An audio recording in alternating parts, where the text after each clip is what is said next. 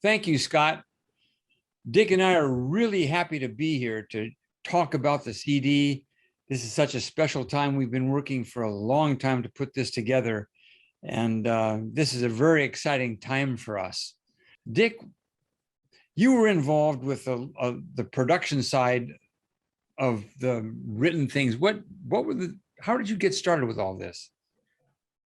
Well, if my memory serves me right, Jim, this was your idea from the beginning.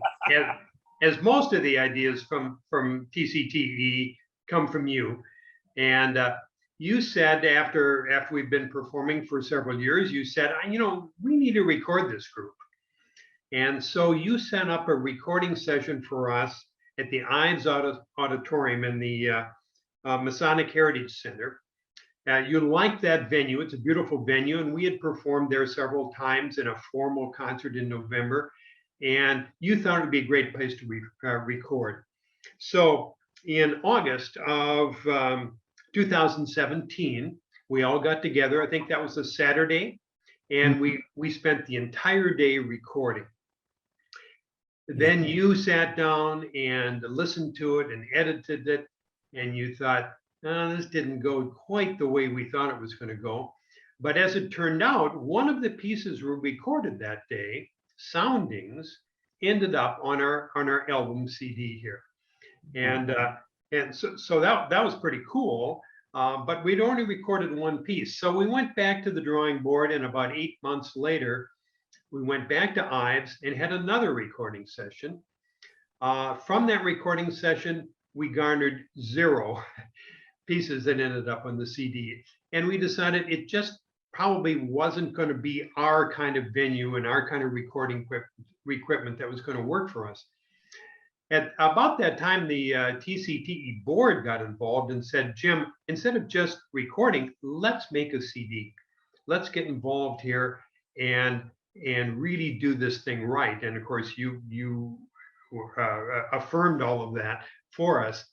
So the board formed a CD committee. We garnered a venue, St. Michael's Lutheran Church in Bloomington, which we had heard was a good place to record. Yep.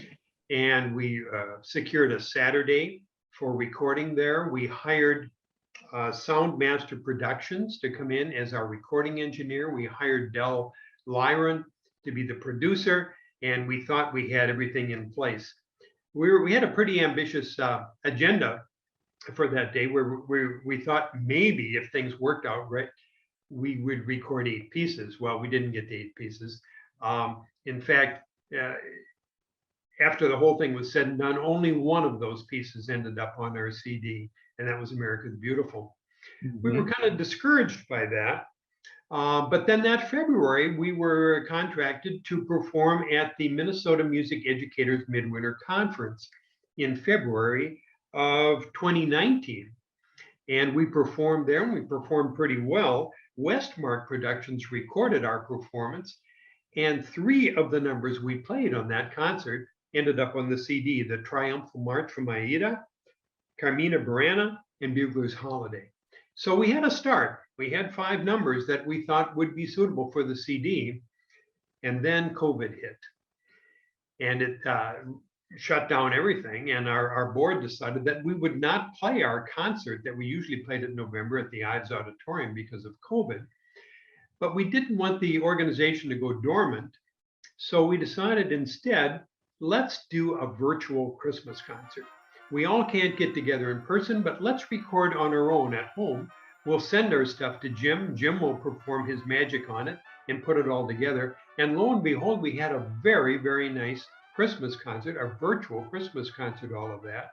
And that struck a light bulb in our heads, and we thought, if we can do this as a Christmas concert, why don't we finish up our CD in the same way, in the same virtual way? And that's was really the key to getting all of this finished, Jim. Putting the repertory together was what I found most intriguing. When we had these particular pieces from those recording sessions, but it only took a certain amount of time, and I know we wanted to put in maybe 60 minutes of it.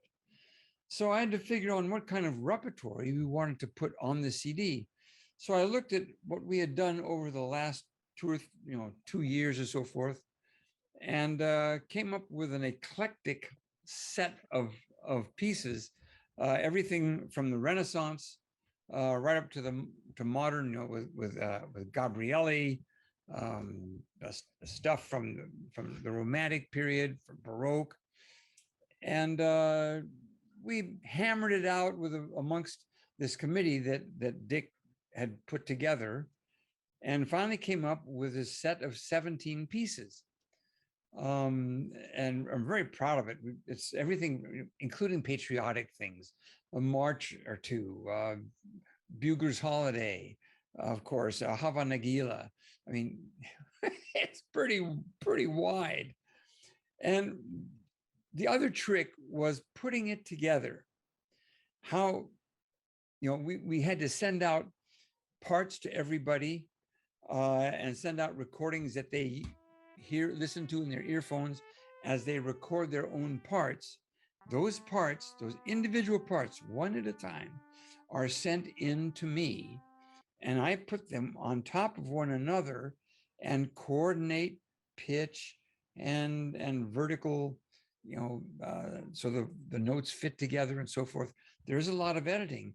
In fact, I figured that for each minute of finished product, depending on how many parts are involved, that it could take between 6 and 8 hours per minute of finished product to put this together. But it's a labor of love, so who's counting? You know? Well, Jim, let's listen to the title piece, the first piece on the CD. As we all know, it's become one of our trademark pieces. Let's listen to Soundings.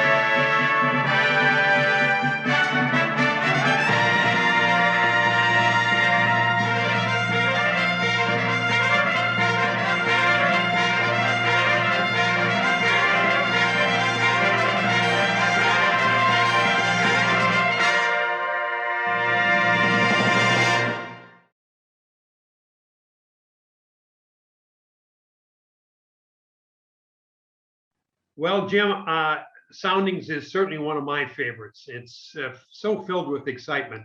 Yeah.